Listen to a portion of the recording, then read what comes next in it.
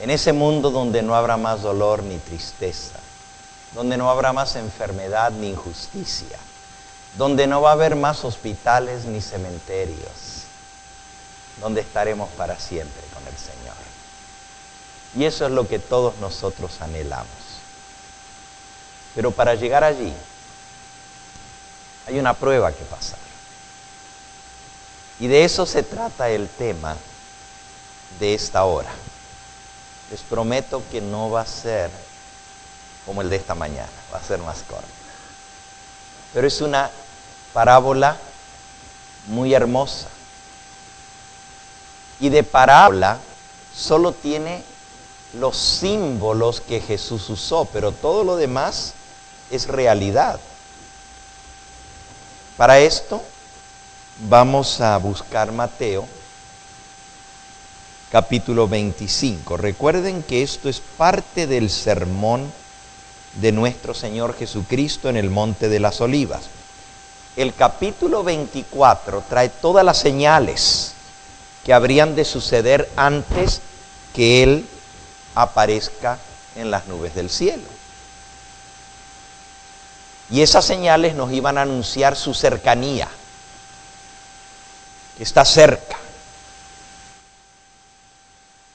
Es como los dolores a la mujer encinta, cuando le comienzan las contracciones. Cuando comienza, sabemos que se acerca, pero cuando las contracciones van más rapiditos y más fuertes, ya viene el bebé. Así son las señales. Cuantos más rápidas, más seguidas son y más intensas son, sabemos. Las últimas 3 semanas en la historia de este mundo hemos visto una señal tras otra. Prácticamente no hay un día que no hayamos visto el cumplimiento de las palabras del Señor Jesús. Un huracán tras otro, un terremoto tras otro, una masacre tras otra, una desgracia tras otra. Cristo dijo: cuando vosotros veáis estas cosas, sabed que está a las mismas puertas. No pasará esta generación hasta que todo acontezca. En el capítulo 24 entonces está la enseñanza de la venida de Cristo y las señales. Pero en el capítulo 25 Jesús contó 3 historias. Les llamamos parábolas, porque ilustran el sermón que Él dio. La primera la estudiamos anoche, la parábola de las 10 vírgenes, y ahí aprendimos que la preparación consiste en vencer el pecado por la gracia de Cristo, en erradicar todo pecado de nuestra vida, toda iniquidad, toda suciedad, porque cuando Él venga, Él va a encontrar a un pueblo puro y santo, sin mancha ni arruga ni cosa semejante, sino una iglesia que sea santa. Esta mañana vimos la parábola de los talentos y ahí aprendimos que Dios nos va a pedir cuentas de qué hemos hecho con los bienes que Él nos ha concedido. La manera como hemos usado esos bienes, esos talentos, demuestra si realmente le servimos o si nuestra profesión es solo de labios. Yo digo servir al Señor, pero hago mi voluntad. Hago las cosas como a mí me parece. Pero si Él es mi Señor, yo estoy dispuesto a obedecerle y a trabajar por Él. Eso es lo que aprendimos esa mañana en la parábola de los talentos. Ahora vamos a leer la última historia. Está en Mateo 25, versículos 31 en adelante. Y de las 3 es posiblemente la más impresionante. Dice así: cuando el Hijo del Hombre venga en su gloria y todos los santos ángeles con Él, entonces se sentará en su trono de gloria. Y serán reunidas delante de él todas las naciones. Y apartará los unos de los otros, como el pastor aparta las ovejas de los cabritos. Pondrá las ovejas a su derecha y los cabritos a su izquierda. Entonces el rey dirá a los de su derecha: venid, benditos de mi Padre, heredad el reino preparado para vosotros desde la fundación del mundo. Porque tuve hambre y me disteis de comer, tuve sed y me disteis de beber, fui forastero y me recogisteis, estuve desnudo y me cubristeis, enfermo y me visitasteis, en la cárcel y vinisteis a mí. Entonces los justos le responderán diciendo: Señor, ¿cuándo te vimos hambriento y te sustentamos, o sediento y te dimos de beber? ¿Cuándo te vimos forastero y te recogimos, o desnudo y te cubrimos? ¿Cuándo te vimos enfermo o en la cárcel y vinimos a ti? Y respondiendo el rey les dirá: de cierto os digo, que en cuanto lo hicisteis a uno de estos, mis hermanos más pequeños, a mí lo hicisteis. Entonces dirá también a los de la izquierda: apartaos de mí, malditos, al fuego eterno, preparado para el diablo y sus ángeles. Porque tuve hambre y no me disteis de comer, tuve sed y no me disteis de beber, fui forastero y no me recogisteis, estuve desnudo y no me cubristeis, enfermo y en la cárcel y no me visitasteis. Entonces también ellos le responderán diciendo: Señor, ¿cuándo te vimos hambriento, sediento, forastero, desnudo, enfermo, o en la cárcel y no te servimos? Y entonces él les responderá diciendo: de cierto os digo que en cuanto no lo hicisteis a uno de estos más pequeños, tampoco a mí lo hicisteis. E irán estos al castigo eterno y los justos a la vida eterna. Esta parábola, y una parábola es una historia que no necesariamente es exacta en cada punto, pero enseña una lección. La palabra ovejas y cabritos se refiere a los mansos, las ovejas, y los cabritos que no son nada tranquilos, ¿verdad? Muy difícil mantenerlos a raya. Las ovejas son más mansas. Esa es la primera lección que nos enseña. Pero esta parábola trae una cantidad de lecciones. En primer lugar, que va a haber un juicio. Y que todos los seres humanos tenemos que comparecer ante el juicio. Esta misma verdad está expresada en muchos otros pasajes de las Escrituras. Y vamos a ir viendo cada una de estas lecciones que nos enseña esta parábola que el Señor Jesús contó en su sermón. Primero, la realidad de un juicio. Eso está enseñado ampliamente en la palabra de Dios. Por ejemplo, el apóstol San Pablo habló del juicio. Lo encontramos en el libro de Hechos de los Apóstoles, en su famoso discurso que él dio en el Areópago en Atenas, la ciudad capital de Grecia. En el capítulo 17 del libro de Hechos, dice En el versículo 22, entonces Pablo puesto en pie en medio del Areópago. El Areópago era el lugar donde los grandes filósofos griegos iban a presentar sus discursos, sus ideas. Y les dijo: varones atenienses, en todo observo que sois muy religiosos. Y les comenzó a hablar de cómo él había visto muchos dioses y muchas estatuas, pero que ellos no conocían al Dios que no puede ser representado por una estatua. Incluso les dijo, y por ahí vi una estatua que decía al Dios no conocido, pues de ese Dios les voy a hablar yo. Y comienza a hablarles de ese Dios.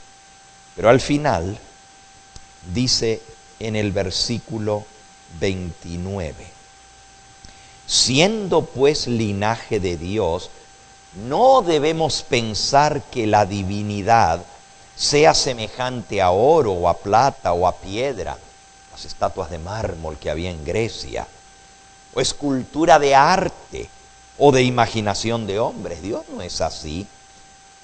Pero Dios, versículo 30, habiendo pasado por alto los tiempos de esta ignorancia, ahora manda a todos los hombres en todo lugar que se arrepientan, por cuanto ha establecido un día en el cual juzgará al mundo con justicia por aquel varón a quien designó, dando fe a todos con haberle levantado de los muertos. Pablo aquí habló de ese Dios que un día va a juzgar a los seres humanos a través de aquel varón, de Jesucristo, a quien él levantó de los muertos. Por eso la parábola dice: cuando el Hijo del Hombre venga en su gloria, reunirá todas las naciones delante de él para hacer ese juicio final. Hay muchos otros pasajes que enseñan la verdad del juicio. En el libro de Segunda de Corintios, en el capítulo 5 y en el versículo 10 dice: porque es necesario que todos nosotros comparezcamos ante el tribunal de Cristo, para que cada uno reciba según lo que haya hecho mientras estaba en el cuerpo, sea bueno o sea malo. ¿Cuántos dice aquí que vamos a comparecer ante el tribunal? Todos. Y tendremos que dar cuenta de lo que hemos hecho. La pregunta es: ¿por qué, si la salvación no es por obras, vamos a ser juzgados por lo que hemos hecho?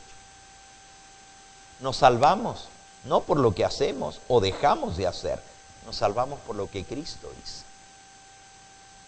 Pero ¿por qué entonces Dios nos va a juzgar por las obras si somos salvos por la fe?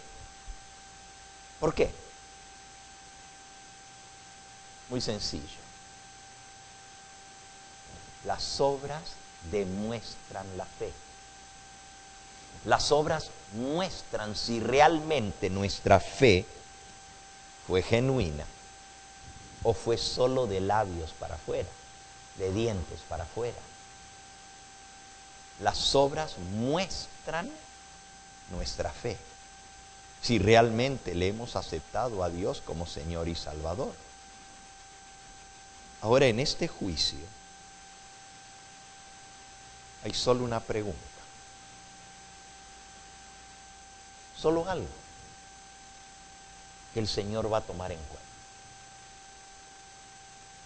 Y parece raro, ¿verdad? Porque hay muchas cosas en las cuales Dios espera que le obedezcamos. Pero bottom line, al final, todo va a depender de qué hemos hecho con Cristo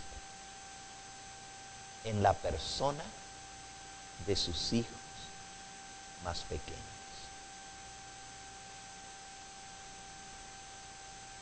Fíjense. Ahora podríamos hablar de todas las cosas que Dios va a tomar en cuenta en el juicio, porque dice que vamos a ser juzgados por nuestras obras. Pero la pregunta es, ¿qué hemos hecho con nuestro prójimo? El apóstol Juan, aquel a quien la Biblia le llama el discípulo amado, el que se recostaba en el hombro del Señor Jesús, el discípulo del amor, él escribió estas palabras en Primera de Juan, capítulo 3. Dice el versículo 14. Nosotros sabemos que hemos pasado de muerte a vida en que amamos a los hermanos. El que no ama a su hermano permanece en muerte. Te puedes haber bautizado, puedes haber aceptado al Señor o haber dicho que aceptaste al Señor como tu Salvador, pero si no amas a tu hermano, estás en muerte todavía.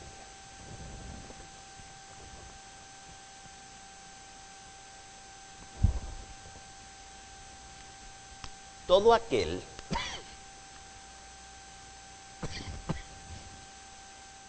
dice el versículo 16,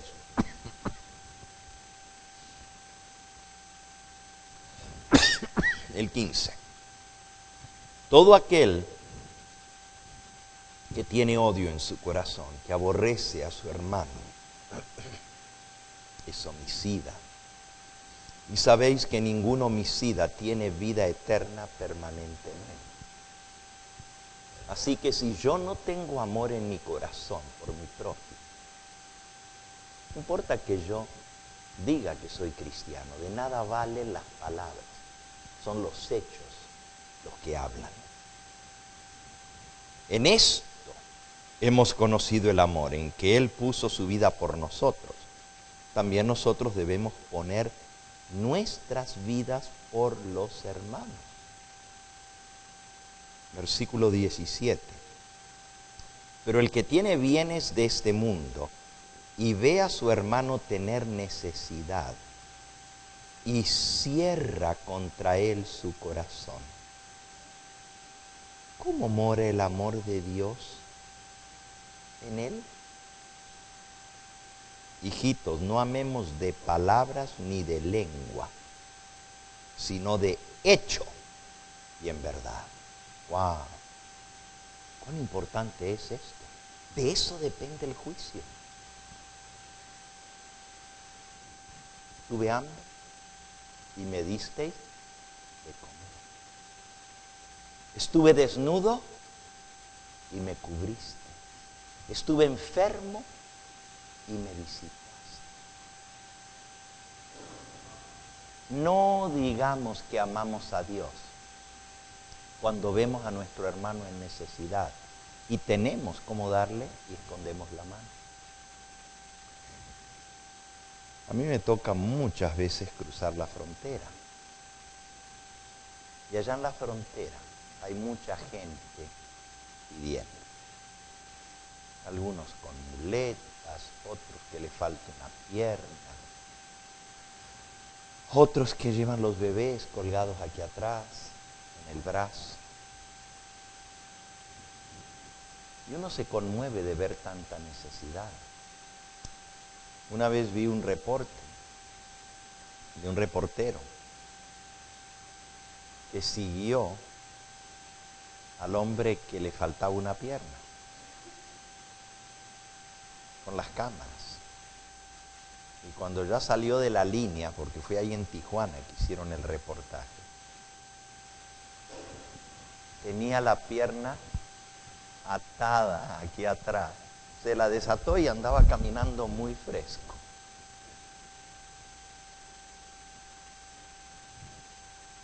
Despertando la conmiseración en otro para recibir. Y según esta reportera que hizo el reportaje ahí en Tijuana, dijo que la gente ahí en la línea que andaban pidiendo ganaban más que si tuvieran un buen trabajo.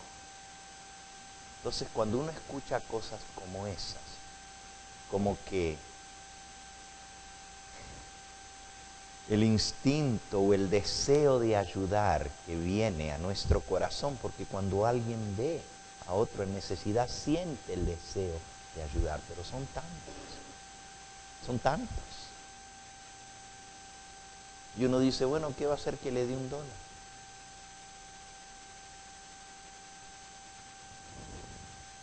El otro día iba yo con mi esposa, justamente en la línea,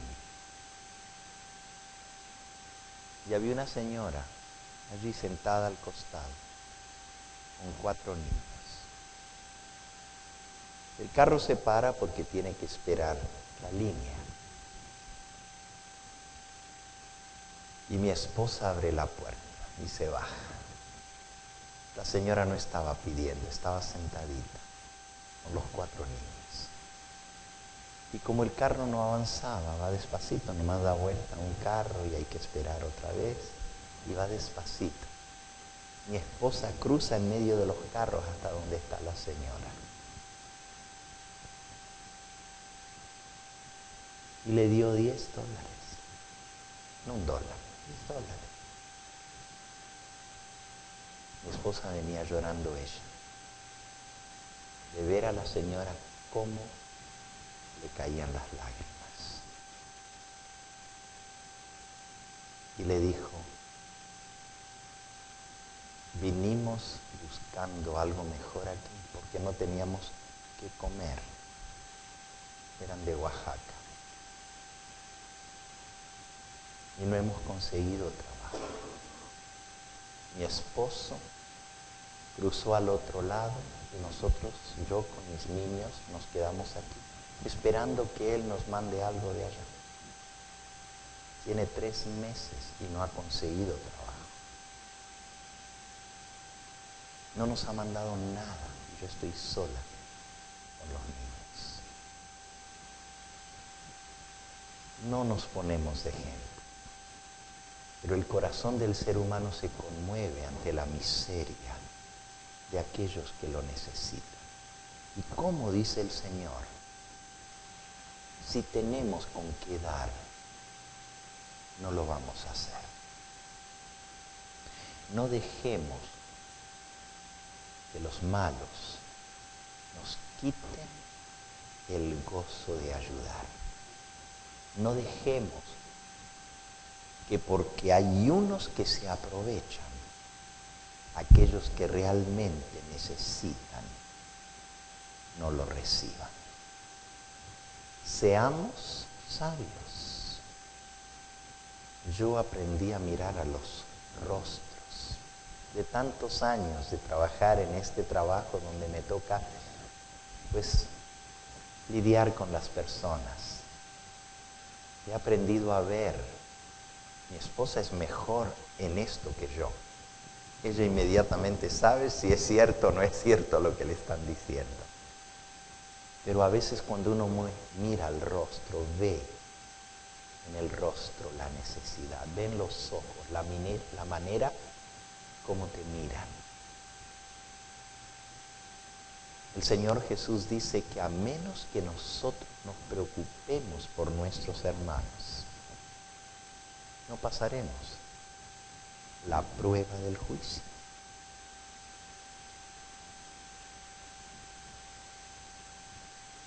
Yo solamente conté, pero me gustó tanto ver que habían puesto hoy aquí, creo que fue un recipiente, algo, donde decía ofrenda para Chiapas, y algunos hermanos se acercaron. Yo salgo esta noche, terminando ahora, mi esposa me está esperando, salimos para Tijuana a tomar el avión, mañana a las 7 de la mañana, pero vamos a dormir allá en Tijuana para estar tempranito en el aeropuerto. Y estoy llevando con mucho amor ofrendas que hermanos me han dado. Es más, como el sábado pasado estaba yo, no sé si fue el sábado pasado o el anterior, estaba predicando y mencioné esto, fue en Southgate, salió por la televisión. Y gente lo escuchó, que yo iba para Chiapas y que hay tanta necesidad ya de la gente que lo perdió todo con el terremoto. Y saben, personas que yo no conozco llamaron al ministerio. Queremos dar una ofrenda para que el pastor Gambetta lleve para Chiapas. Y se ha ido juntando, se ha ido juntando. Otra iglesia que lo escuchó, pero yo no lo pedí. De ellos salió.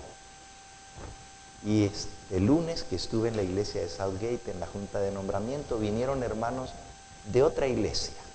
Me dijeron, pastor, escuchamos que usted va para Chiapas. Queremos que lleve esta ofrenda de parte de nuestra iglesia. Y qué bonito. Yo sé que no se puede cruzar la frontera con más de $10,000. Eso es un delito. Gracias a Dios no llegó a eso. Pero si hubiera llegado, no hay problema. Se envía, se hace llegar. Lo bonito de este viaje es que voy a poder ver la necesidad. Así como Trump fue a Puerto Rico esta semana, yo voy a poder ver a mis hermanos y voy a poder compartir con ellos. No sé cómo voy a hacer porque la necesidad es mucha. Pero yo le estoy pidiendo a Dios, y ayúdenme a orar, que el Señor me muestre quiénes son los que necesitan más para poderles dar. Dividirlo y que el Señor haga como los panes y los peces, ¿verdad? Que lo multiplique. Pero no es tanto el monto que les demos, sino el saber que nosotros sentimos su dolor. Sentimos su necesidad, estamos con ellos en su sufrimiento, que no están olvidados. ¿Ustedes saben lo que significa perderlo todo? Literalmente, hubo gente que se les desplomó la casa. Y no estoy hablando ahora de la gente en general, estoy hablando de hermanos adventistas. Más de 6,000 hermanos adventistas se cayeron sus casas. Claro, en el sur de México hay mucho adventista. Por cierto, en este viaje, mañana voy a estar en Comitán de Domínguez, en un pueblo que se llama Tzimol, cerca de Comitán. Voy a estar 2 días allí, y luego voy a estar 2 días en otro pueblo que se llama Tecpatán. Y Tecpatán es muy interesante porque es un pueblo donde casi la totalidad de la gente son adventistas. El pueblo entero. De verdad. Allí si usted va en carro un sábado no encuentra gasolina, está todo cerrado. No hay supermercados, no hay nada abierto. Está todo cerrado en sábado. Y usted dice, ¿y por qué irles a predicar a esa gente si ya conoce? Hay muchos que se han enfriado y necesitan un reavivamiento. Y por la gracia de Dios estaremos allá. Luego vamos a estar en la ciudad capital, en Tuxtla Gutiérrez. Y luego vamos hacia donde fue la zona del terremoto, en la costa. Tapachula, Huixla, y vamos especialmente a una aldea que se llama Villa, a ver si me acuerdo, Comatitlán, cerca de Escuintla. Pero no es Escuintla, Guatemala, sino Escuintla, México. Allí vamos a estar predicando la palabra de Dios. Y los hermanos que dirigen la obra ya del Evangelio Eterno, porque ustedes saben que hay muchas iglesias de sostén propio, iglesias del Evangelio Eterno, allá tienen su junta coordinadora, y es una cantidad de hermanos y de iglesias. Cuando nos reunimos allá, por ejemplo en Tapachula, la última vez que estuvimos, fuimos a la Plaza de Toros. Un lugar grande, se llenó hasta lo de más arriba. Y allí tuvimos la predicación. En Tapachula me tocó una vez predicarle a más de 6,000 personas presentes. Y así en distintos lugares de Chiapas. Vamos a los teatros más grandes, a los lugares más grandes por la cantidad de gente que viene. En la ciudad capital, en Tuxtla, lo hacemos en el Teatro de la Ciudad de Tuxtla, el más grande, el lugar más grande. En San Cristóbal de las Casas, también en el Teatro de la Ciudad. Y se llena completamente. Es tan bonito ver el espíritu y el interés que hay. Les cuento todo esto porque tiene relación. Ahora tuvimos la oportunidad de ayudar a nuestros hermanos. Y Dios puso en el corazón de algunos el hacerlo. Es cierto que no podemos aliviar todas las necesidades. Es cierto que no podemos resolver todos los problemas. Pero el Señor se va a fijar en cómo nosotros actuamos con nuestros hermanos.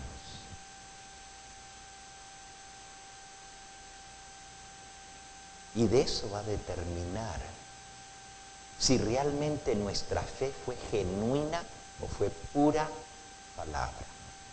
No amemos, dice aquí, no amemos de palabra, ni de lengua, sino de hecho y en verdad. Y allí se muestra si realmente amamos. En la parábola que el Señor Jesús contó, hay varias lecciones que se aprenden. Otra lección es que el mundo va a quedar dividido en dos grupos solamente. Los de la derecha, los de la izquierda. Las ovejas y los cabritos. No hay un tercer grupo. O somos o no somos. Podemos llamarnos, pero lo que demuestra lo que somos es cómo nos comportamos. De nada vale la profesión si no va acompañada de los actos. El Señor no salva a nadie que al mismo tiempo no transforma. Y si yo me bautizo como se bautizaron las almas hoy en día, pero no hay un cambio en mi vida, entonces ¿cómo voy a decir que nací de nuevo? Si antes era un mentiroso y después que me bautizo sigo siendo un mentiroso, ¿de qué sirvió que me bautizara? ¿Dónde está el nuevo hombre? ¿Dónde está el nuevo nacimiento? Si antes de bautizarme tenía una mente sucia, miraba cosas sucias y llenaba mi alma de concupiscencia, y después sigo en lo mismo, ¿de qué sirvió el bautismo? Un remojón en agua nada más. De nada vale si no hay cambios en mi vida. Lo que muestra lo que somos es lo que hacemos, no lo que decimos. Y esto tenemos que entenderlo claramente con esta parábola. Hay un refrán que dice, lo que haces grita tan fuerte que no escucho lo que dices. Y es la verdad. ¿De qué sirve que yo diga soy cristiano, amo al Señor, conozco la verdad, estoy en el camino correcto, si mis hechos no están en concordancia con lo que digo haber creído? La salvación es por fe en Cristo y por lo que Él hizo, pero el juicio que va a determinar si realmente soy salvo o no es mi obra. El apóstol Santiago escribió en el libro que lleva su nombre, en el capítulo 2 de Santiago.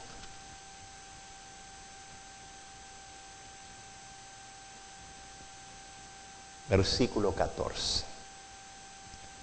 Hermanos míos, ¿de qué aprovecha si alguno dice que tiene fe y no tiene obras? ¿Podrá la fe salvarle? Y si un hermano o una hermana están desnudos y tienen necesidad del mantenimiento de cada día, y alguno de vosotros les dice: id en paz, calentaos y saciaos, que el Señor te bendiga, voy a orar por ti, le decimos, y no les dais las cosas que son necesarias para el cuerpo, ¿de qué aprovecha? Así también la fe, si no tiene obras, es muerta en sí misma. Y algo muerto no existe. No hay tal cosa como fe sin obras. Alguno dirá: oh, tú tienes fe y yo tengo obras. Así dice la gente. Bueno, yo no voy a ninguna iglesia, yo pues no profeso ninguna fe, pero yo no le hago mal a nadie, ayudo a mi prójimo. Piense que las dos cosas están malas. Decir tener fe y no tener obras no vale. Y hacer obras y no tener fe tampoco vale. Fíjense cómo dice. Alguno dirá, versículo 18, tú tienes fe y yo tengo obras. Muéstrame tu fe sin tus obras. No se puede, no existe. Y yo te mostraré mi fe por mis obras. ¿Tú crees que Dios es uno? Bien haces. También los demonios creen y tiemblan. Mas ¿quieres saber, hombre vano? Versículo 20, que la fe sin obras es ¿qué? Muerta.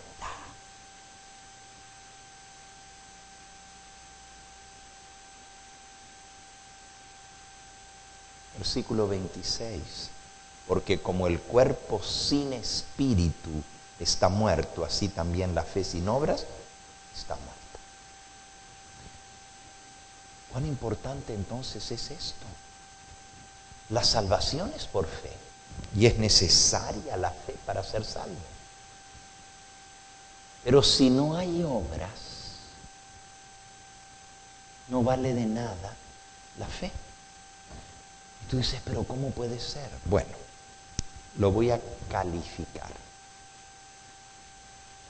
El ladrón que fue crucificado con Cristo aceptó al Señor, tuvo fe en Él. Le dijo, acuérdate de mí cuando vengas en tu reino. Y Cristo le dijo, de cierto te digo hoy estoy muriendo en esta cruz y tú has creído en mí, de cierto te digo, estarás conmigo en el paraíso. En este caso, el hombre no hizo sino obras malas, ladrón, sedicioso, tanto así que lo crucificaron. Y todavía dijo, cuando el otro se burlaba y decía, porque fueron dos que fueron crucificados, ¿verdad? Uno a la derecha y otro a la izquierda. Y qué interesante, ¿verdad? Porque otra vez está la derecha y la izquierda, las ovejas y los cabritos. El Señor nos enseña algo con esto. El de la izquierda dice que blasfemó y se burlaba. Y le decía, oye, tú dices que eres el Hijo de Dios, pues baja de la cruz, sálvate a ti mismo y sálvanos a nosotros. El otro lo reprendió por burlarse y le dijo, nosotros por lo que hemos hecho estamos pagando, por eso estamos aquí. Pero este no hizo nada. Ahí reconoció primero su pecado, que era justo lo que estaba él sufriendo. Y segundo, reconoció que Cristo no tenía pecado y que estaba muriendo por el pecado. Y cuando él captó esa verdad, le dijo a Jesús, acuérdate de mí cuando vengas en tu reino. Sus obras habían sido malas, pero porque creyó fue perdonado. ¿Y va a ser salvo, sí o no? Pero no tuvo obras. ¿Cómo es eso?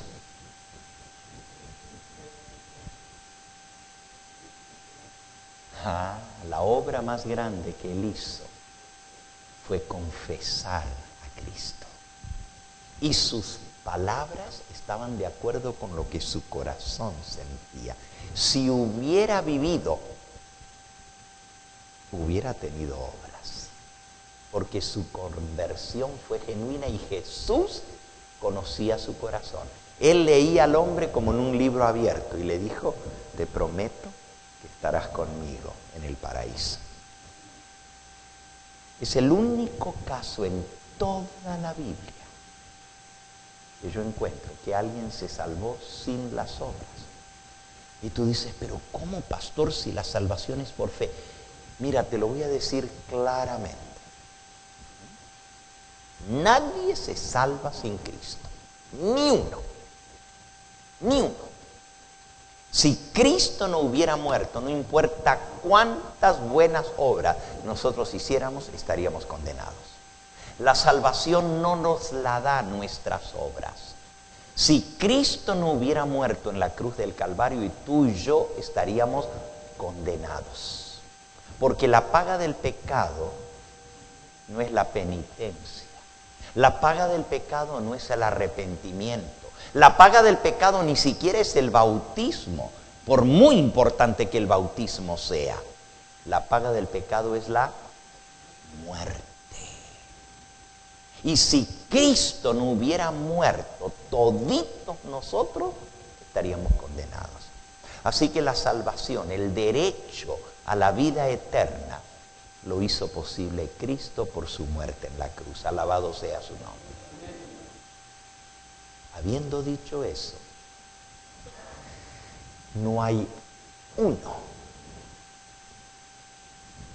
que, si realmente ha sido salvo, no sirva a aquel que lo salvó, en la persona de nuestro prójimo. Miren lo que dice aquí, escúchenlo bien. Yo no escribí esto, y está en la Biblia. Ustedes saben que Martín Lutero fue el gran campeón de la justificación por la fe. Él descubrió que la salvación no era por la confesión, porque él era sacerdote y él le decía a la gente: te quieres salvar, tienes que confesarme tu pecado. Yo soy sacerdote y yo te perdono del pecado. ¿Quieres salvarte? Tienes que hacer penitencia por tu pecado. Pero él descubrió que la salvación no era por eso, sino por la fe en Cristo.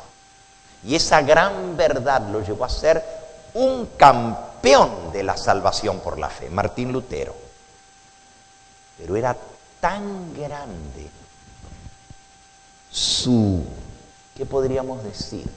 La luz tan grande que brilló en él al entender que no se podía el hombre ganar la salvación, sino que era un don de Dios, que quedó como deslumbrado por esa luz y no pudo ver otras verdades que la Biblia enseñaba. ¿Y saben lo que él decía del libro de Santiago? Lo que vamos a leer ahora. ¿Saben lo que decía Martín Lutero? Está escrito en sus libros. Decía que Santiago era el libro de paja y para lo único que servía era para quemarlo.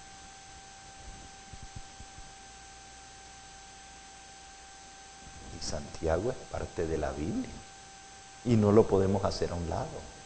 Pero ¿saben por qué? Por esto. Miren lo que dice. Versículo 20, y ahora sí voy a leer hasta el 26, me los había salteado antes. Mas ¿quieres saber, hombre vano, que la fe sin obras es muerta? ¿No fue justificado por las obras Abraham nuestro padre cuando ofreció a su hijo Isaac sobre el altar? ¿No ves que la fe actuó juntamente con sus obras y que la fe se perfeccionó por las obras. Y se cumplió la escritura que dice, Abraham creyó a Dios y le fue contado por justicia y fue llamado amigo de Dios. Vosotros veis pues que el hombre es justificado por las obras y no solamente por la fe. Y Martín Lutero decía, blasfemia. Ese libro no merece estar en la Biblia porque dice que el hombre se justifica también por las obras. Entonces, si nos podemos salvar por las obras, Cristo murió en vano. Esto no es lo que está diciendo Santiago. En ningún momento él dice que nos salvamos solo por las obras. Fíjense que el versículo dice,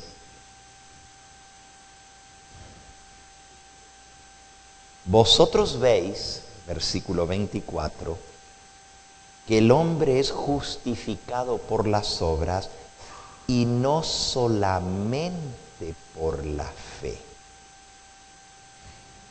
Santiago cree que la justificación es por la fe, pero que la fe viene acompañada de obras.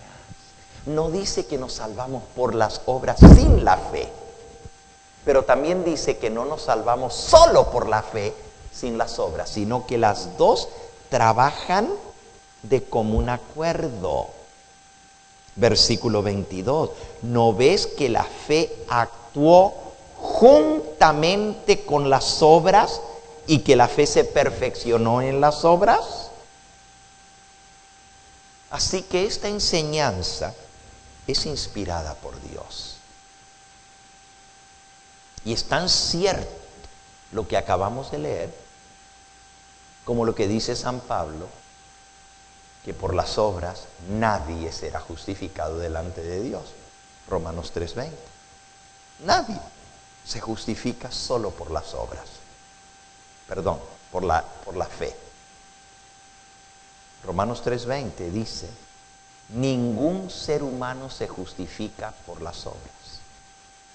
Por guardar la ley, nadie se salva. Pero sin guardar la ley, tampoco nos salvamos. Y usted dice, ¿se está contradiciendo, pastor? No. Las dos cosas van juntas. A ver, muéstrenme una moneda que tenga un solo lado. No es moneda. Si tiene un solo lado, no es moneda. Toda moneda tiene dos caras. Y de igual manera, la salvación es por fe con las obras, trabajando juntamente. Pero somos juzgados no por la fe, sino por las obras. Y les voy a decir por qué. Porque yo puedo decir que tengo fe.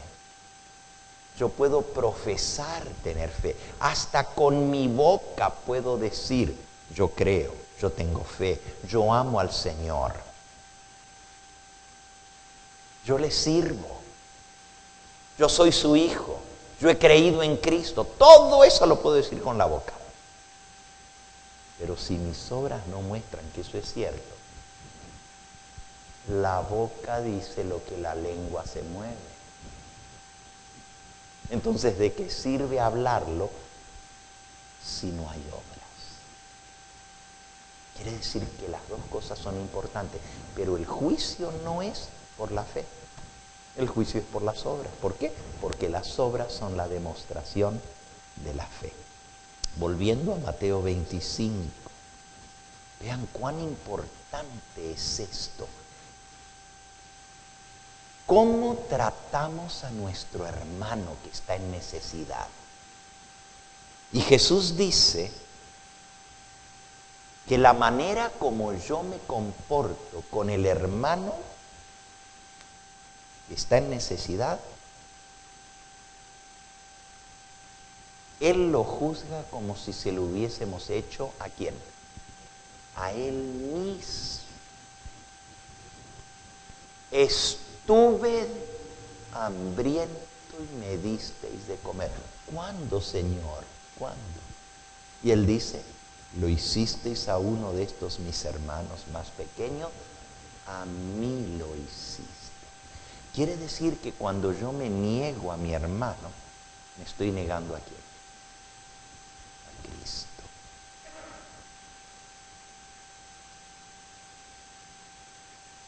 Cuán importante es esto. Y saben, hermanos, hasta que el Señor no cambie nuestro corazón duro y egoísta, no tenemos el carácter de Cristo. Todo lo demás que aprendimos esta semana en preparación para la venida del Señor no vale de nada si en mi corazón no hay amor por mi hermano. Escúchenlo bien, yo puedo conocer las profecías, puedo saber las señales, puedo saber lo de la bestia, lo de la marca de la bestia, lo del Apocalipsis al dedillo. Pero si el Espíritu Santo no ha cambiado mi vida y mi carácter, y eso fue lo que vimos anoche en la parábola, si la obra del Espíritu Santo no ha transformado mi corazón, de nada vale todo lo demás. De nada. Puedo guardar el sábado, puedo devolver el diezmo, como vimos esta mañana, pero si no hay genuino amor por Cristo demostrado en mi hermano, en mi hermana que tiene necesidad, todo lo demás es puro bluff, puro hablar. Miren cómo lo pone el apóstol Pablo. Primera de Corintios capítulo 13, un pasaje excepcional, un pasaje que se puede poner en un marco de tan hermoso lo que él dice. Normalmente lo usamos para las bodas, porque habla del amor, pero realmente está hablando del amor.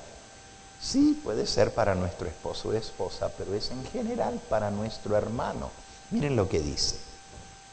Si yo hablase lenguas humanas y angélicas y no tengo amor, vengo a ser como metal que resuena o címbalo que retiñe. Fíjense, si tengo los dones espirituales, tanto que yo puedo hablar en lenguas, y la gente dice, si habla en lenguas tiene el Espíritu Santo. Hay muchos que creen así. Sin señalar a nadie, ¿verdad? Sin señalar a ninguna otra iglesia. Hay gente que dice, no hablas en lengua, no recibiste el Espíritu Santo. Pero aquí dice que puedo hablar en lenguas humanas y angélicas, pero si no tengo amor, soy como un gong. ¡Bum! ¡Bum! Golpe. Allá frente a mi casa, los dueños anteriores, cuando yo compré la casa, habían puesto un gong. ¿Saben lo que es un gong? ¿Verdad? Es una cosa de metal así que tiene como 4 lados, está colgado, y cuando hay viento tiene un péndulo en el medio, algo de hierro, y el viento lo mueve y hace ton, ton, y cuando hay más viento, ton, ton, ton, ton, ton. Címbalo que retiñe. ¿De qué vale todo eso? ¿Qué gano con eso? Bueno, si no lo quité, es porque ahí estaba. ¿Por qué? Porque al fin y al cabo ni le quita ni le pone. Si yo aún hablo en lenguas, pero no tengo amor, soy puro ruido. Eso es lo que quiere decir, puro ruido. Y si tuviese profecía, versículo 2, fíjense el don de profecía. Uno de los dones más excelsos, porque el capítulo anterior, el 12, dice que el don de lenguas no es nada comparado al don de profecía. Y en el capítulo 14 dice el versículo 5, así quisiera que todos vosotros hablaseis en lengua, pero más que profetizaseis, porque mayor es el que profetiza que el que habla en lengua. Así que hay dones mejores que otros. Y en este caso el don de profecía, porque edifica la iglesia, porque ayuda a los hermanos, es mejor que el don de lenguas. Eso lo dice Pablo, no lo digo yo, por inspiración de Dios. Pero dice aquí en el versículo 2 del capítulo 13, si tuviese profecía y entendiese todos los misterios y toda ciencia, este es el don de la ciencia y el don del discernimiento, y tuviese toda la fe, ¡wow!, tuviese toda la fe de tal manera que trasladase los montes. ¿Se acuerdan que Jesús dijo, si tuvierais fe como un grano de mostaza, le diríais a este monte, échate al mar o córrete para allá, y se movería? Y si yo tuviese toda la fe de tal manera que trasladase los montes, pero no tengo amor, no soy nada. Por eso el juicio de Mateo 25 es cómo tratamos a nuestro hermano, no de palabras, sino de hechos y de verdad. Y si repartiese todos mis bienes para dar de comer a los pobres. Usted dice, pero eso son obras, eso sí vale. Pero no tengo amor. Si lo hago por ser visto, mira, yo le doy a los pobres. Es más, reparto mis bienes y vendo lo que tengo para dar de comer a los pobres. Y si entregase mi cuerpo para ser quemado, este es el don del martirio. Cuando como mártires, como eran los mártires, eran quemados vivos por amor a Cristo. Pero si eso lo hago sin amor, de nada me sirve. Quiere decir que la prueba del juicio es el amor por Cristo en la persona de mi hermano necesitado. Volviendo a Mateo 25, otra cosa que nos enseña esta parábola es que recién en la venida del Hijo del Hombre se van a repartir las recompensas. Eso enseña la parábola. Porque hoy en día la gente dice, bueno, si fuiste bueno y te mueres, te vas derechito al cielo a estar con el Señor. Pero si fuiste malo, muy, muy malo, pues te mueres y te vas al infierno. Pero aquí dice, cuando el Hijo del Hombre venga en su reino, va a juzgar a todas las naciones, y entonces dirá a los de su derecha, venid benditos de mi Padre, de heredad del reino preparado para vosotros. ¿Cuándo es que vamos a entrar al reino de los cielos? En la venida del Hijo del Hombre. Y también a los de la izquierda va a decir, apartaos de mí, malditos, al fuego eterno preparado para el diablo y sus ángeles. ¿Cuándo? Después del juicio, después de la venida del Señor, no antes. Nadie está ahorita quemándose en el infierno o gozando en el cielo. Todos están descansando en la tumba esperando el día de la venida del Señor. Eso lo enseña la parábola. Alguien puede decir, pero ahí dice que el castigo va a ser el fuego eterno. Claro que sí.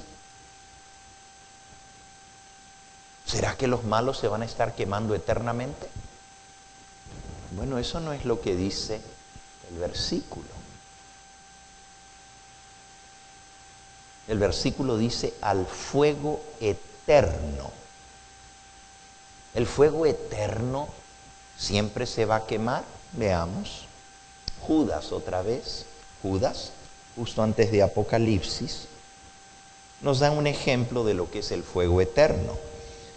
Dice el versículo 7, como Sodoma y Gomorra y las ciudades vecinas, las cuales de la misma manera que aquellos, habiendo fornicado e ido en pos de vicios contra la naturaleza, fueron puestas por ejemplo, sufriendo el castigo del fuego eterno.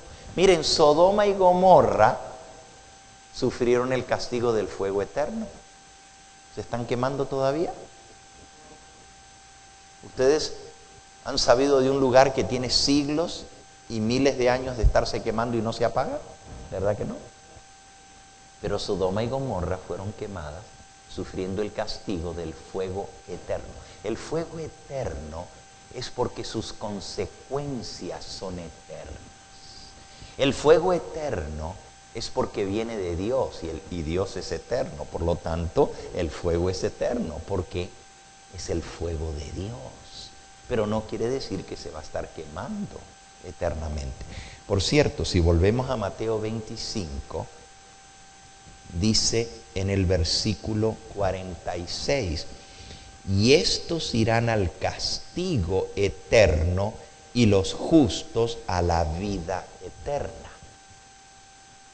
En español podría significar que el castigo va a estar siendo eternamente, pero en inglés está muy sencillo, es más fácil de entenderlo. En inglés dice, and these will go to eternal punishment, and the others to eternal life.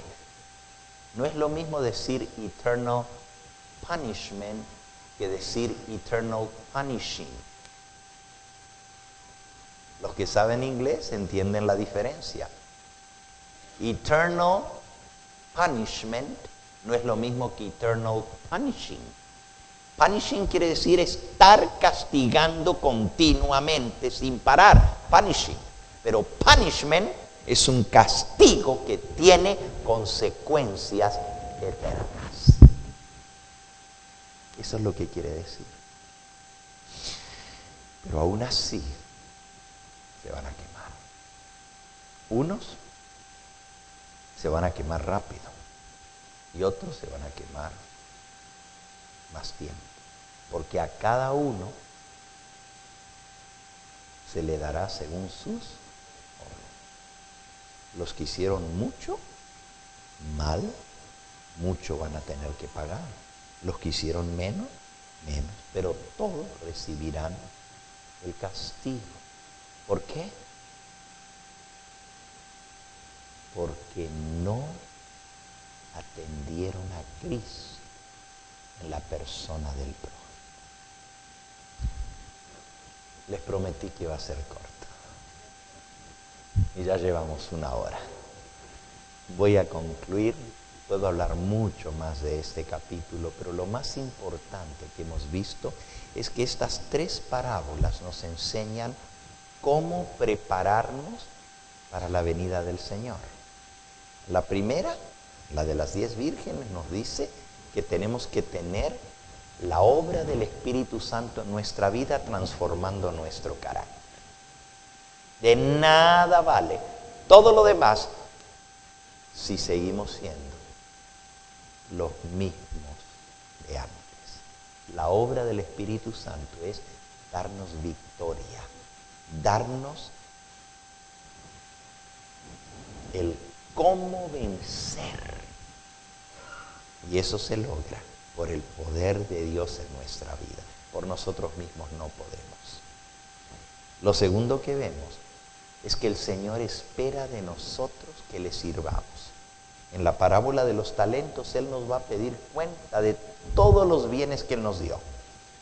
Esta mañana no nos dio tiempo de hablar de todo lo demás, pero nos va a pedir cuenta del tiempo. Nos va a pedir cuenta de nuestra salud que Él nos regaló, de nuestro cuerpo. Y ahí entra la reforma pro salud. Miren lo que dice la mensajera del Señor a ese respecto. Aquí en el librito Eventos de los Últimos Días.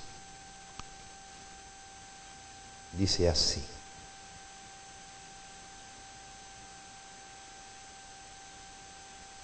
me fue mostrado, página 82, que la reforma pro salud es una parte esencial del mensaje del tercer ángel y que está tan estrechamente relacionada con Él como el brazo y la mano lo están con el cuerpo humano. Lo perjudicial para la salud no solo reduce el vigor físico, sino que tiende a debilitar las facultades intelectuales y morales. Al ceder a cualquier práctica antihigiénica, dificultamos la tarea de discernir entre el bien y el mal y nos inhabilitamos para resistir el mal. Entonces, en la primera parábola, Cristo nos dice que tenemos que vencer, tener un carácter perfecto.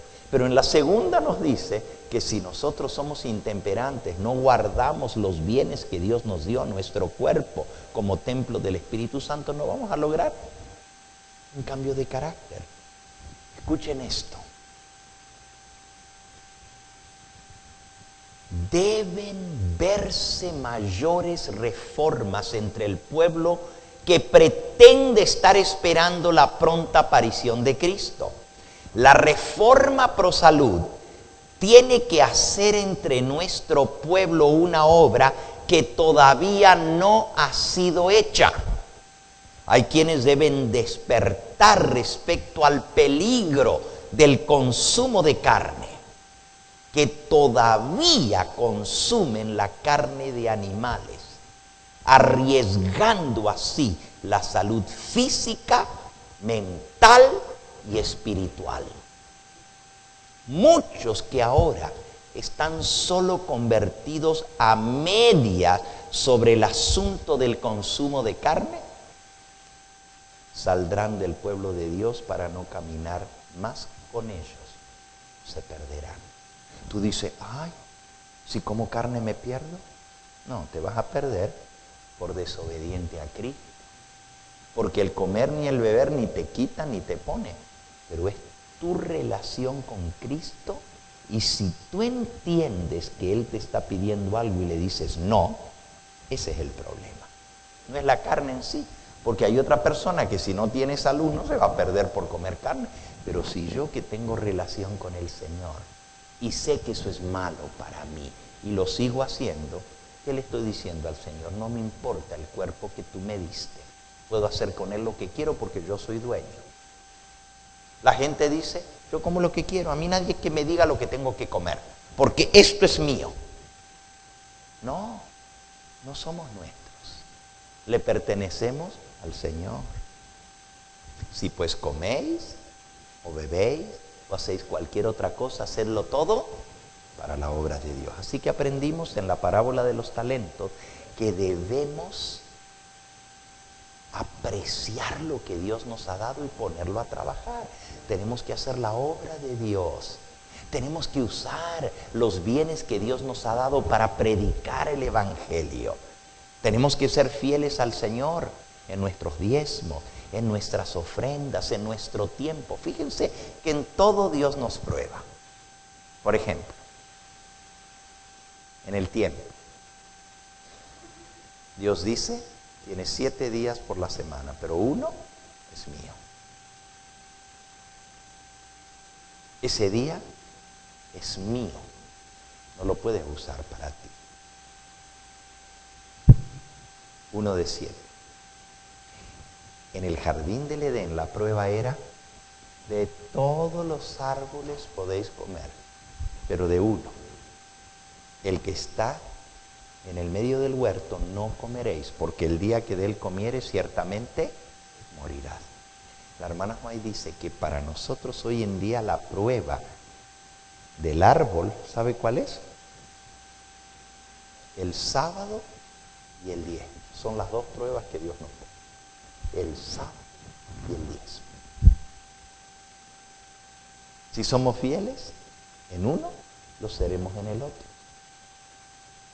Pero si yo me quedo con lo que es de Dios, ¿cómo Dios me puede bendecir?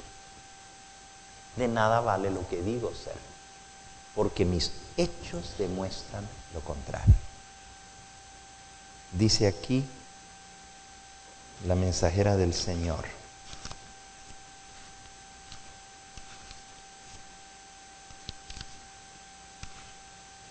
En el mismo capítulo aquí dice así: el diezmo es sagrado, es reservado por Dios para Él mismo. Debe traérselo a su tesorería a fin de ser usado para sostener a los obreros evangélicos en su trabajo. Leed cuidadosamente el capítulo 3 de Malaquías y ved lo que Dios dice sobre el diezmo. El Señor llama hoy a los adventistas del séptimo día en todo lugar para que se consagren enteramente a Él, haciendo todo lo que esté a su alcance para su obra, según las circunstancias que se encuentren. Él desea verles mostrar por medio de dones y ofrendas generosas cuánto aprecian sus bendiciones y cuánta gratitud sienten por su misericordia. Déjenme ponérselos de esta manera. Cuando nosotros le damos el diezmo al Señor, no le estamos dando nada. ¿Cómo? Repito, cuando nosotros le damos el diezmo al Señor, la 10ª parte de lo que Él nos da, no le estamos dando nada. ¿Cómo que nada? Sí, nada. Porque tú no puedes dar algo que no es tuyo. Cuando le damos al Señor el diezmo, realmente le estamos devolviendo lo que es de Él. No le estamos dando. ¿Saben dónde se muestra nuestro amor? Nuestro agradecimiento, nuestra gratitud para con Dios en las ofrendas. Ahí sí le mostramos cuánto le amamos. El diezmo simplemente es darle a Él lo que es de Él.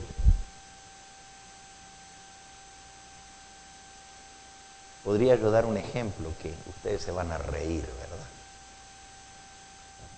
Pero cuando el gobierno te saca lo de ellos, ni te hagas ilusiones, porque no era tuyo para comenzar. Es del gobierno. Pero ¿qué pensarías tú de una persona que diga, ay, me sacaron el 25%, pero les voy a regalar al gobierno otros 25%? No sucede, ¿verdad?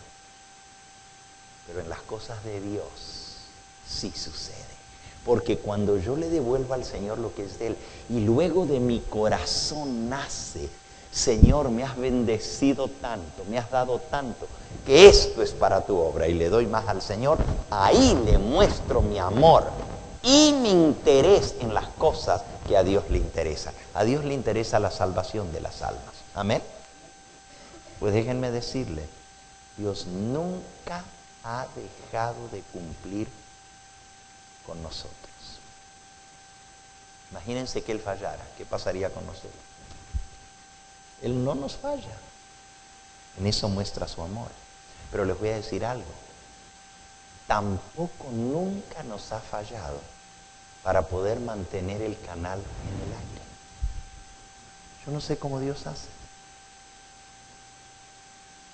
A mí me emocionó mucho escuchar de mi hijo Dani, porque él es el encargado del canal. Me dice, papá, a veces, porque uno no está al tanto de todo lo que sucede, ¿verdad? Uno está pues predicando, viajando, pero él es el que está allá viendo que la cosa siga adelante. Y me dice, papá, a veces llega el día que tenemos que pagar el canal. Y no hay cómo. Y no esperan. Si nos pasamos un día, el canal se cae. Ya no sale. Un día que nos pasemos lo cortan. Porque eso es fácil, simplemente. Es lo mismo que cuando no pagas el cable en tu casa, ¿verdad? Te cortan el cable. O la luz, o lo que sea. Pero me dice, llega el momento y el mismo día, y son $26,000 un canal, más los demás, ¿verdad? Porque está el canal satelital y están los otros canales en distintos lugares. Es mucho dinero. No alcanza. Yo digo, ¿qué voy a hacer? Señor, bueno, es tuyo. ¿Y tú quieres? tú haces lo que tú piensas. Y me dice mi hijo, y qué bonito es ver cuando los hijos de uno desarrollan su fe, ¿verdad? Me dice, papá, cierro la puerta de la oficina donde estoy haciendo los pagos y estoy haciendo los cheques para mandar a pagar. Y me arrodillo. Le digo, Señor, es tu canal. Es tu canal. Tú sabrás lo que vas a hacer. Voy al correo a recoger y me dice mi hijo, esto no es casualidad. A veces me faltan $5,882 para pagar. Y voy a recoger la correspondencia y lo que entra son $5,882. Exacto lo que hace falta. ¿Cómo no voy a creer que hay un Dios que provee cuando el Señor sabe la necesidad? Aún antes que yo sacara las cuentas, ya Dios sabía. Y ya Dios movió los corazones de los que van a mandar sus ofrendas. Y ya Dios lo contó. Él ya sumó a todas esas almas que van a mandar. Y cuando yo lo sumo, da exacto lo que hace falta. Papá, si fuera una vez que pasó, yo digo, wow, qué casualidad. Entró exacto lo que hacía falta. Pero pasa muy a menudo. Más de una vez me ha sucedido. Me contó en otra oportunidad que había que hacer un pago y no había cómo hacerlo. Y fue, y en un sobre venían los $18,000 necesarios para hacer ese pago. Dice, pero papá, no eran 18,000, el pago era 18,232,27 centavos. Y el cheque era exactamente hasta los centavos por lo mismo. Y fue un hermano que lo mandó desde Europa. Y salió con días antes. Y Dios había hecho provisión. ¿Cómo no voy a creer que hay un Dios que vela por su canal? Bendito sea el nombre de Dios. Por eso es tan bonito trabajar en la obra de Dios, porque uno puede palpar las bendiciones de Dios. Y yo le doy gracias a Dios de tener a mi hijo que trabaja en la obra del Señor, porque así su fe se fortalece. Así quisiera yo tener mis otros hijos trabajando para que vieran los milagros de Dios, ¿verdad? Qué bonito es. Por eso Dios nos manda que le seamos fieles. Y Él ha de bendecir de acuerdo a la medida en que nosotros le seamos fieles. Dice aquí, el Señor llama hoy a los adventistas del séptimo día, en todo lugar, a que se consagren enteramente a Él, haciendo todo lo que esté a su alcance para su obra, según las circunstancias que se encuentren. Él desea verles mostrar por medio de dones y ofrendas generosas cuánto aprecian sus bendiciones y cuánta gratitud sienten por su misericordia. Se nos ha puesto a prueba en este mundo a fin de determinar nuestra aptitud para la vida futura. No podrá entrar al cielo ninguna persona cuyo carácter haya sido contaminado por la fea mancha del egoísmo. Por lo tanto, Dios nos prueba aquí, entregándonos posesiones temporales, a fin de que el uso que hagamos de ellas demuestre si se nos puede confiar las riquezas eternas. Eso enseña la parábola de los talentos. Dios nos entrega según nuestra capacidad, a cada uno según su capacidad, y espera que nosotros lo usemos para hacer progresar la causa de Dios. Pero en la tercera parábola, la última que vimos esta noche, Jesús nos enseña que lo más importante en nuestra vida, aun si damos el diezmo y abundantes ofrendas, pero no hay amor en nuestro corazón por nuestro prójimo, no nos vale de nada. Bottom line, en inglés quiere decir la suma de todo el discurso. Lo último es cómo tratamos a nuestro hermano. Porque como tratamos a nuestro hermano, es como si lo estuviéramos haciendo a Jesús. Quiera el Señor mover nuestros corazones a consagrarnos de toda nuestra alma a Él. Que no seamos cristianos de nombre, no más cumplir, no más venir a hacer actos de presencia, sino que cada día de nuestra vida demostremos nuestro amor en nuestra obediencia, en nuestra consagración, en nuestro servicio, en nuestra lucha contra el pecado, tratando de vencer el defecto de carácter, y en nuestro amor para con nuestro prójimo. Que el Dios del cielo selle este mensaje en nuestro corazón y que no sean solo palabras, que los llevemos a las obras. De nada sirve escuchar y no hacer. Es mejor una cosa y hacerla que saber 100 y no hacer ninguna. Dios quiere que pongamos por práctica lo que hemos aprendido, por chiquito que sea. Cuando lees algo, dile: Señor, ayúdame a hacerlo. ¿Y sabes? ¿Cuántos sermones has escuchado en tu vida? ¿Cuántos sermones has escuchado? Pero ¿sabes cuáles te acuerdas? Los que pusiste en práctica. Si comenzaste a hacer lo que escuchaste en el sermón, no se te olvida. Pero si nomás lo escuchaste y te volviste, seguiste en lo mismo de antes, te lo pueden predicar 10 veces, que no se te queda. Pero cuando lo pones en práctica, eso es lo que queda.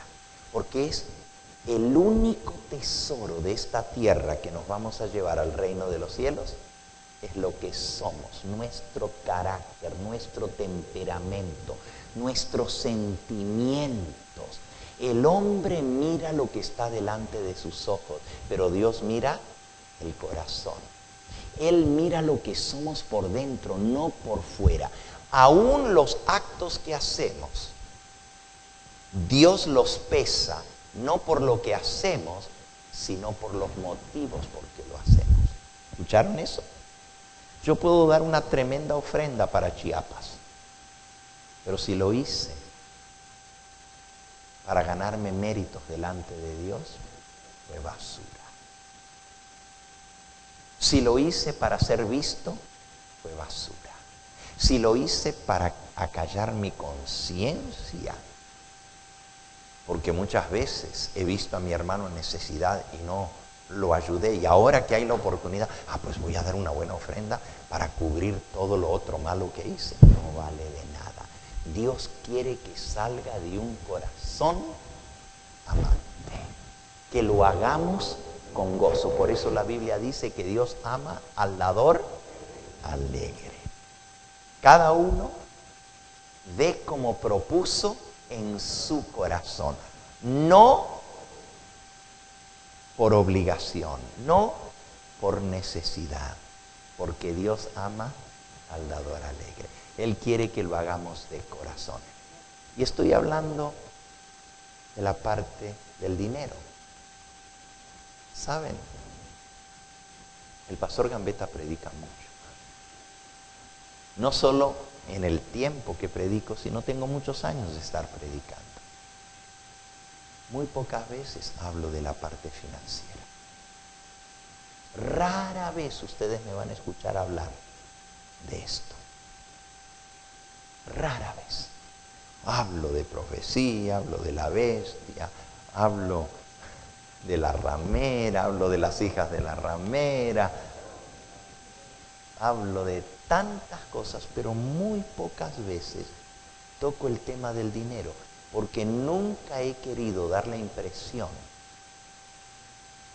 de que yo estoy en este ministerio por el dinero. Yo he visto otros canales que se la pasan pidiendo dinero. En nuestro canal no. Predicamos la palabra de Dios. Y quiero decirles algo más. Yo sé que el diezmo se usa para pagar el salario de los pastores. Les voy a leer algo.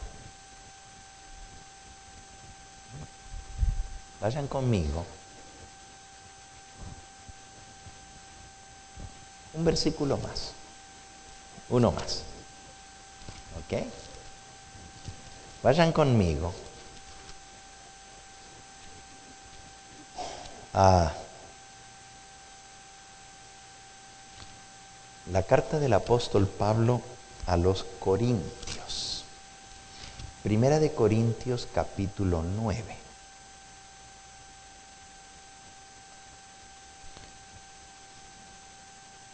Dice el versículo 7. Y por cierto, la Biblia habla mucho del dinero por todas partes de la Biblia. El pastor Gambetta no habla mucho de eso, no predica mucho de eso, pero Cristo habló mucho de eso. Los profetas hablaron mucho de eso. Está en la Biblia. Pero miren este pasaje, versículo 7. ¿Quién fue jamás soldado a sus propias expensas? ¿Quién planta una viña y no come de su fruto? ¿Quién apacienta el rebaño y no toma de la leche del rebaño? Digo solo esto como hombre, ¿no lo dice también la ley? Porque en la ley de Moisés está escrito, no pondrás bozal al buey que trilla. ¿Tiene Dios cuidado de los bueyes o lo dice enteramente por nosotros? Pues por nosotros escribió. Porque con esperanza debe arar el que ara y el que trilla con esperanza de recibir del fruto. Si nosotros sembramos entre vosotros lo espiritual, ¿es gran cosa si segáramos de vosotros lo material? Si otros participan de este derecho, como el gobierno que nos cobra los impuestos, ¿cuánto más nosotros? Pero no hemos usado de este derecho, sino que lo soportamos todo por no poner ningún obstáculo al Evangelio de Cristo. ¿No sabéis que los que trabajan en las cosas sagradas comen del templo? Y los que sirven al altar del altar participan. Así también ordenó el Señor a los que anuncian el Evangelio que vivan del Evangelio. Pero yo de nada de esto me he aprovechado, ni tampoco he escrito esto para que se haga así conmigo, porque prefiero morir antes que nadie desvanezca esta mi gloria. Les voy a decir algo, mucha gente no sabe esto. La hermana Berenice Cepeda fue por algún tiempo miembro de la Junta Coordinadora. La Junta Coordinadora son hermanos representantes de todas las iglesias que administran el ministerio del Evangelio Eterno, porque no lo administra el pastor Gambetta, hay una junta que lo administra. Y esa junta recibe los diezmos de todas las iglesias y los administra. Esa junta decide los salarios de los pastores, a quién emplear, cómo evaluar a los pastores. Y la hermana fue miembro de esa junta representando a la iglesia de Glendale, ¿verdad? La hermana les puede decir porque ella vio los gastos cada mes que nos dan informe de cómo se gasta. Le voy a hacer una pregunta a la hermana Cepeda. ¿Recibe el pastor Gambetta un salario de parte de los diezmos? ¿Escucharon? Yo no recibo un salario de los diezmos, ni un centavo. Y usted dice, pero ¿cómo, pastor? Esa es la verdad, delante de mi Dios. Yo digo como dice Pablo, aunque tengo el derecho, porque Dios mandó que los que predican el Evangelio, que vivan del Evangelio, yo no lo he usado. Fíjense como dice Pablo.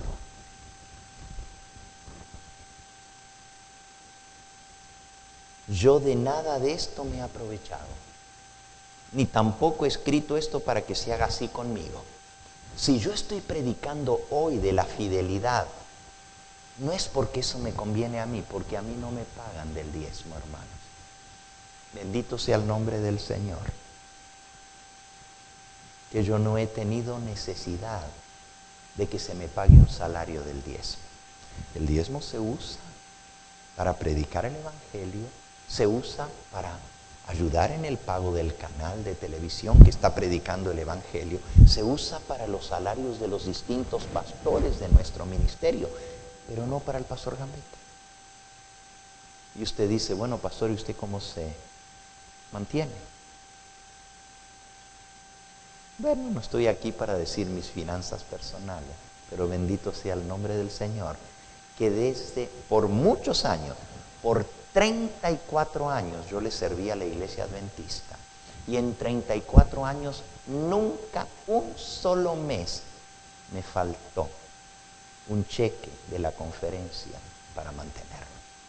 Y sí, de los diezmos me pagaron por 34 años.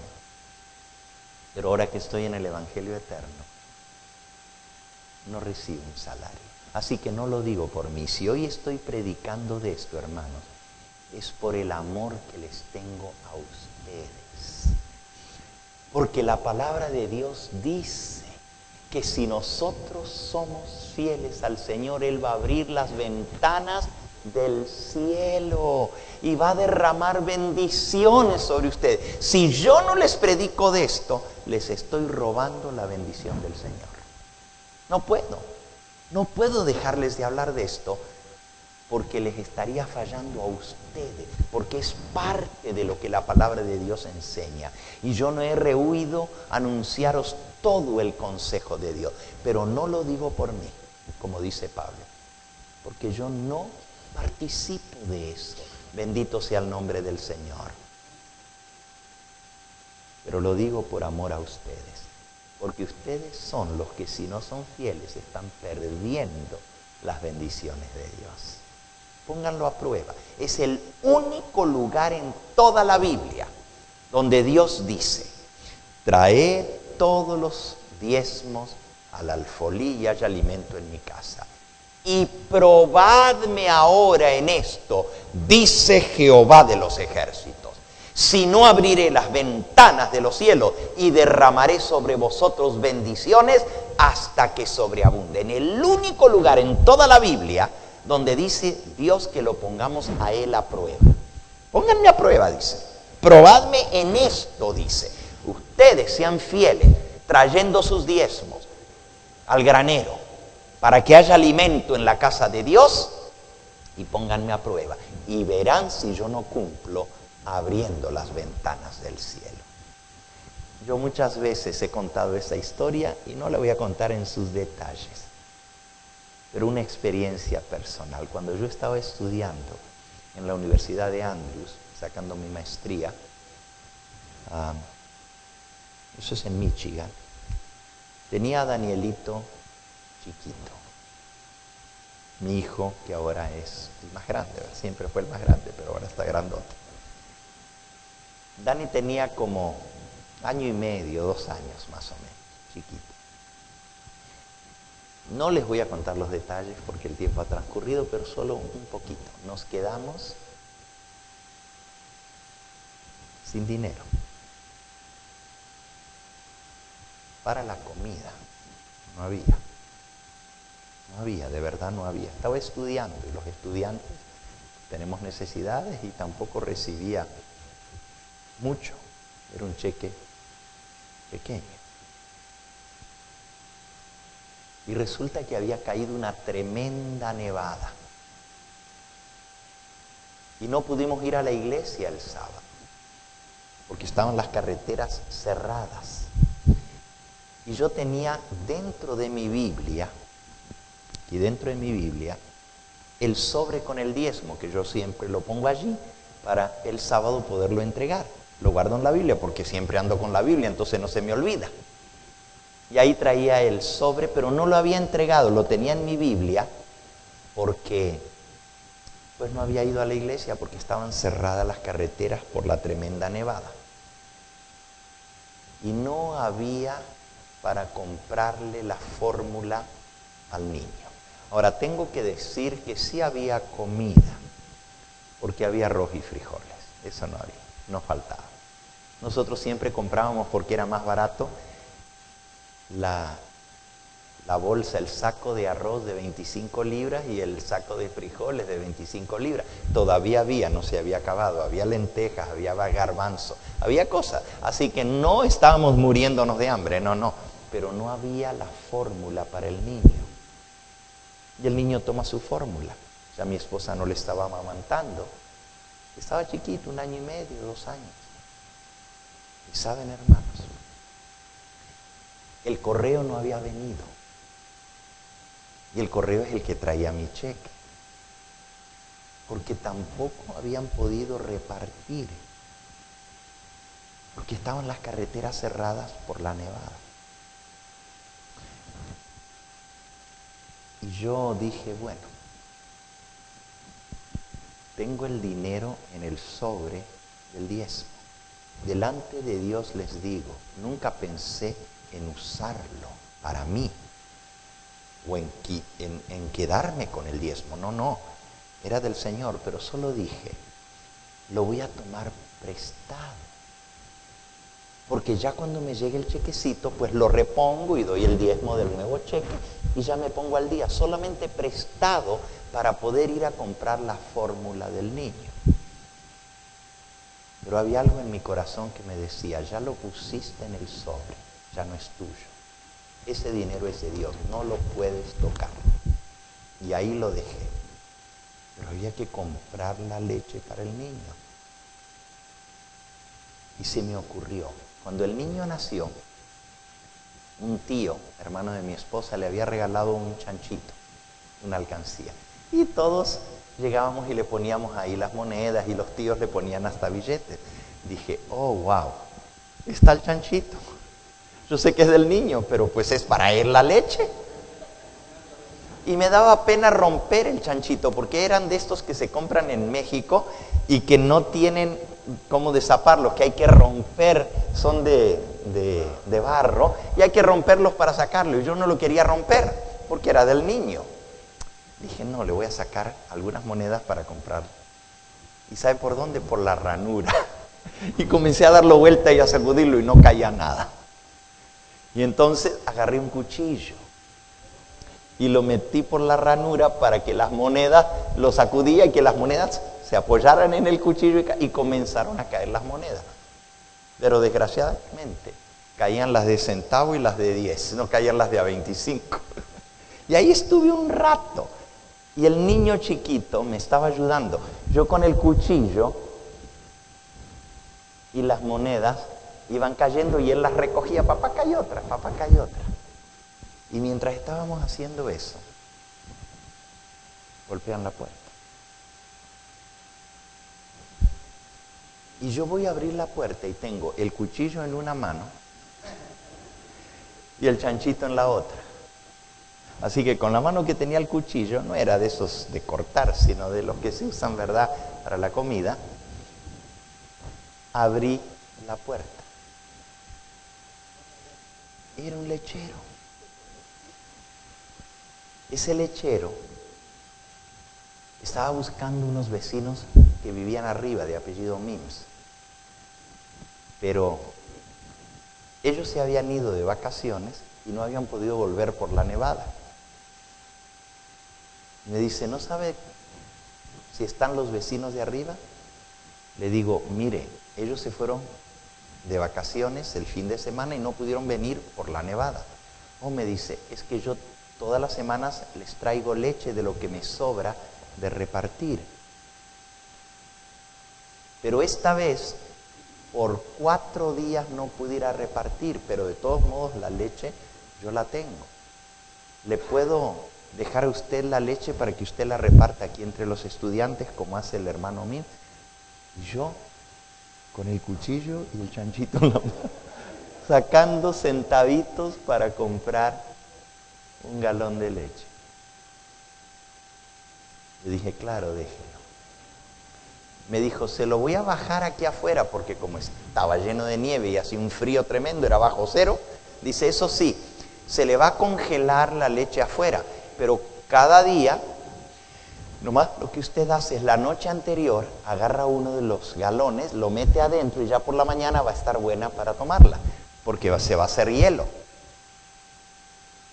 Yo no me imaginaba cuánto era que me iba a dar, pero cuando me voy viendo, me llenó de esas cosas de plástico que vienen 4 galones dentro, esos, no sé cómo se llaman, los contenedores esos de plástico, los crates, que vienen 4 en cada uno, 4 galones, los fue apilando uno arriba de otro, hasta que cubrió toda la ventana de la sala por la parte de afuera. Se llenó, no se podía ver para afuera porque estaba todo lleno de leche.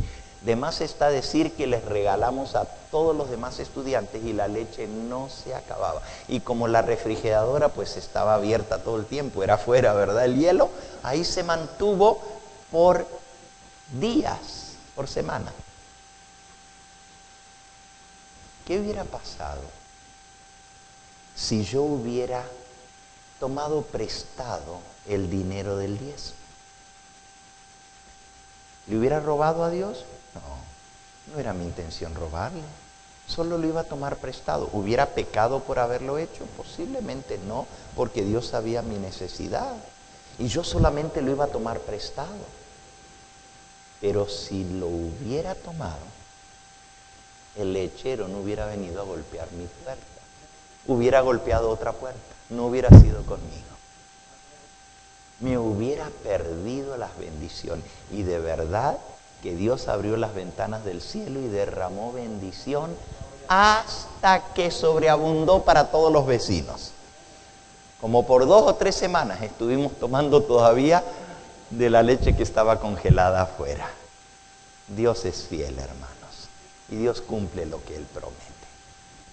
A nosotros nos toca ser fieles. Y si nosotros somos fieles, vamos a ver las bendiciones de Dios. Porque Él dice, pónganme a prueba. Y más le amamos, más le damos. ¿Y saben que ustedes nunca le pueden dar de más a Dios? Porque más le dan, más les da. Y cuanto más le damos, el Señor dice, a este le voy a seguir dando porque este da para mi obra. Y nos bendice dándonos más. Yo les puedo decir que en los años que tengo en el ministerio he visto la mano de Dios todo el tiempo. He visto milagros uno tras otro que me han pasado a mí y le han pasado a otras personas que decidieron poner a Dios a prueba. Yo te invito a ti a que pongas a Dios a prueba. Traed todos los diezmos si hay alimento en mi casa. Vosotros me habéis robado, dice el Señor, ¿en qué? En vuestros diezmos y ofrenda. Entonces, Dios espera no solo el diezmo, sino también las ofrendas de agradecimiento. Miren, al pueblo judío, aparte del diezmo, tenían que dar ofrendas por el pecado. Un corderito no es barato. Y cada vez que pecaban tenían que ofrecer ofrendas por el pecado. Ofrendas por expiación, ofrenda por holocausto, ofrenda por agradecimiento. Una cantidad de ofrendas y todo eso lo daban. A nosotros no se nos exige tanto. Pero Dios dice, cada uno dé como propuso en su corazón. Porque cuanto más amas, más le das. Y cuanto más reconoces las bendiciones del Señor, más el Señor te puede bendecir. Vamos a concluir en esta noche. Yo parto en un momentito más para tomar un avión mañana por la mañana. Oren por este servidor. Estaremos pues viajando a 4 ciudades distintas allá en el estado de Chiapas. Oren para que el Señor nos guíe a las almas que necesitan. Porque este viaje es un viaje misionero para predicar el Evangelio, pero también vamos a llevar las ofrenditas. Y si alguno de ustedes no tuvo la oportunidad hoy de dar, todavía la puede entregar y con mucho amor la voy a llevar para repartirlas entre los hermanos necesitados allá. Pero oren para que haya mucho fruto para vida eterna, que podamos ver muchas de esas almas en el reino de los cielos.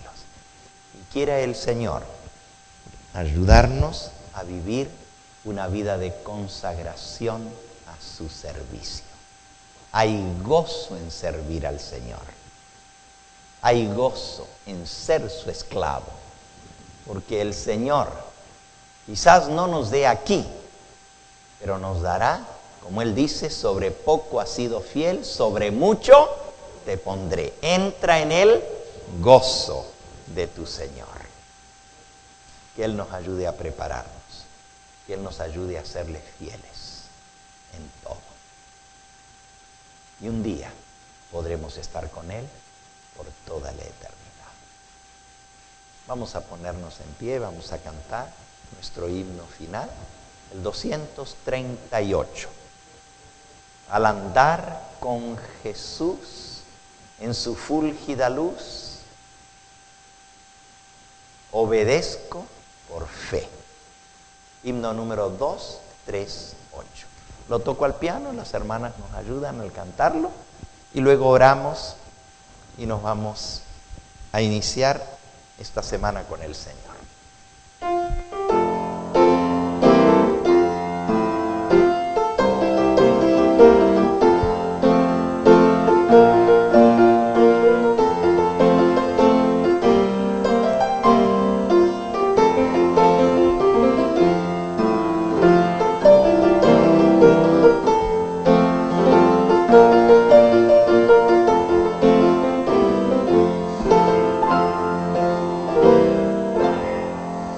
Al andar con Jesús en su fulgida luz, en su senda mi gloria veré, y su voz he de oír, pues promete vivir con aquel que obedece por fe.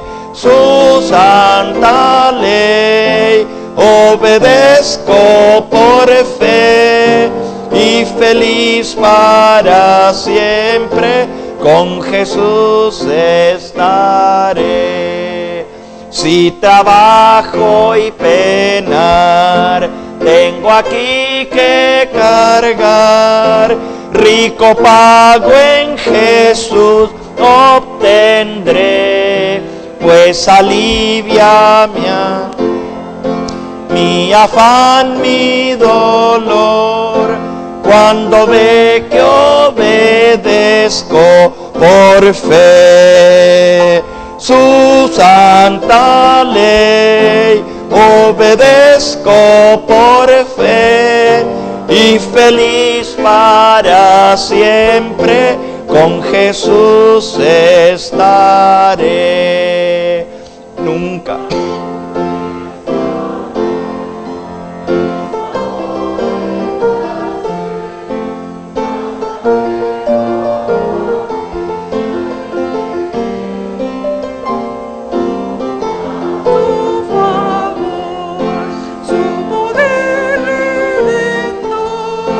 Goza aquel que obedece por fe.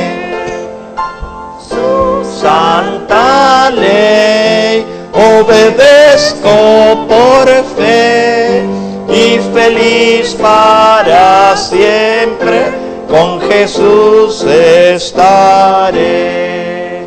Fiel amigo Él es, sentaréme a sus pies, y a su lado el camino andaré. Si algo hay que cumplir, o si hay donde de ir, sin temor obedezco por fe. Su santa ley obedezco por fe, y feliz para siempre con Jesús Jesús estaré. Alabado sea su bendito nombre. Pastor, quisiera usted despedirnos en oración y pedir por este servidor, por nuestro viaje.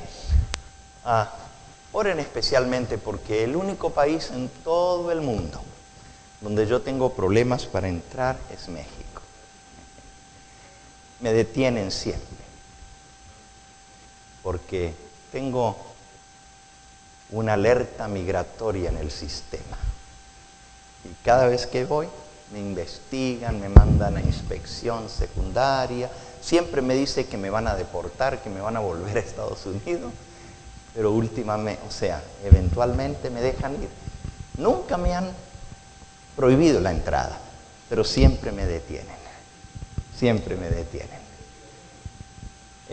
Hay un reporte en contra de este servidor que lo puso, pues, una iglesia que yo amo mucho.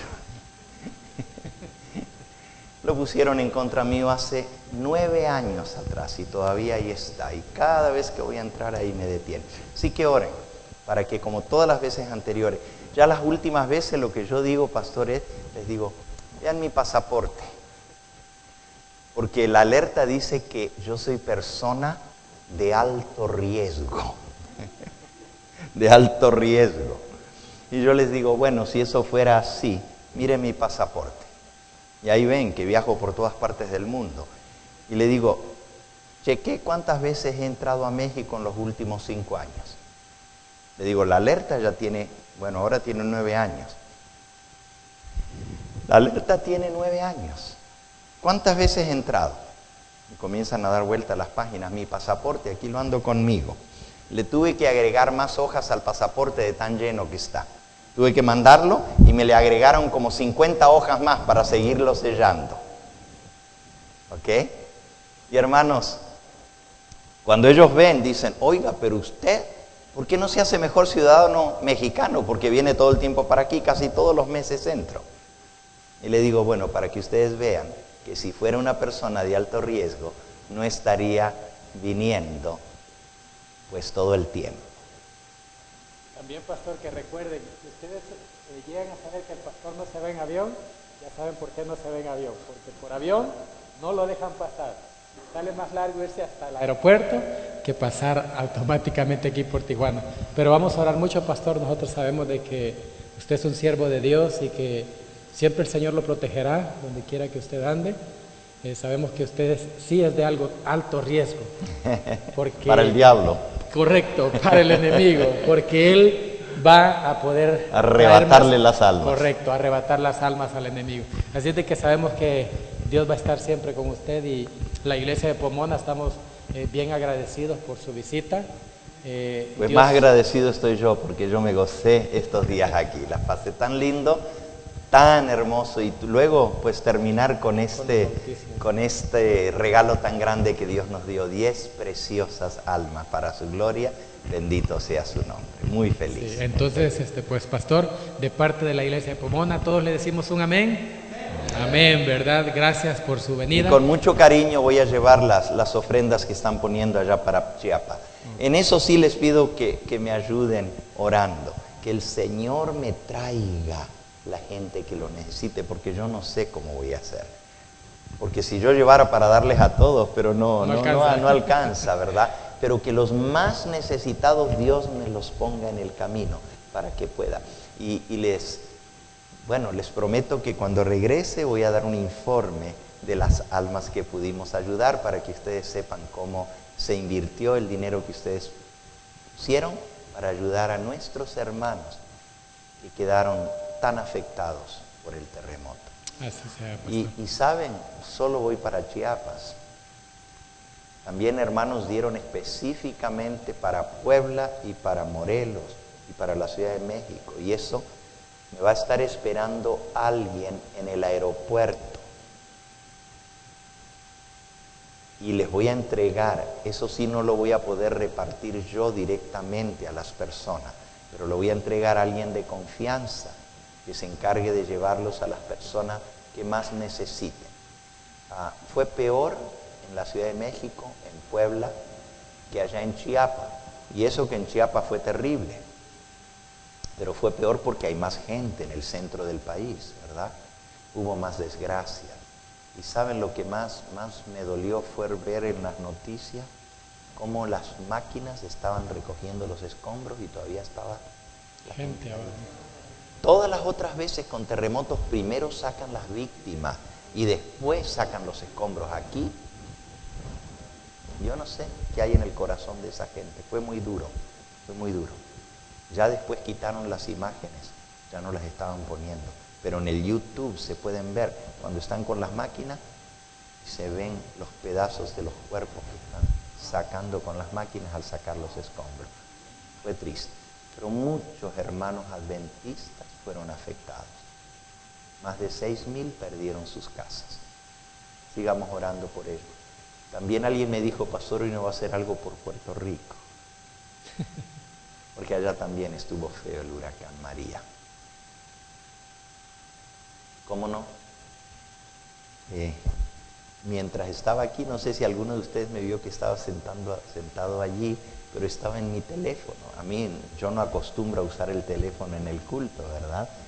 Pero me entró un mensaje que aquí lo tengo, de Puerto Rico. Pastor, llame a Puerto Rico, lo necesitamos aquí pronto. Están pidiendo que vaya para allá. Yo iba a ir justo con él.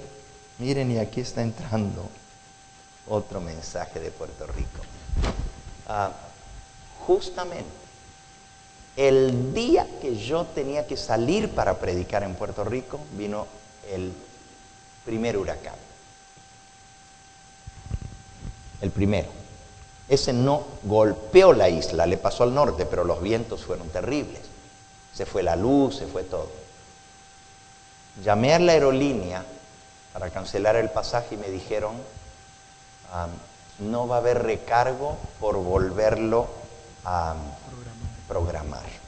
No le vamos a cobrar recargo. Qué bueno. Pero tiene que hacerlo en los próximos 7 días. Y cuando llamé a los 7 días y todavía no tenía fecha para ir a Puerto Rico, estaba el otro huracán que venía.